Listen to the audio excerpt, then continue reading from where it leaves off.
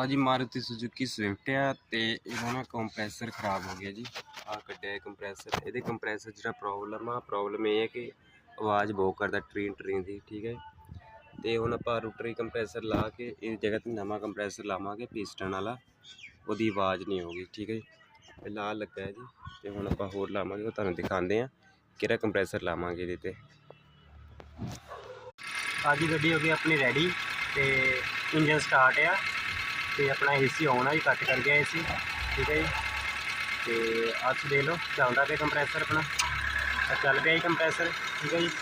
तो कंप्रैसर सदोज का लाया आप 3 नट वाला, ठीक है। ਤੇ ਤੁਸੀਂ ਅੰਦਰ ਚੈੱਕ ਕਰਾਣਾ ਤੁਹਾਨੂੰ ਬਾਕੀ ਬਾਅਦ ਤੋਂ ਪਤਾ ਲੱਗੀ ਗਿਆ AC ਚੱਲਦਾ ਕੱਟ ਕਰਦਾ। ਤੇ ਜਿਹੜਾ ਕੂਲਿੰਗ ਹੈ ਜੀ 1 ਨੰਬਰ ਤੇ ਐਨ ਵਧੀਆ ਹੈ, ਠੀਕ ਹੈ ਜੀ।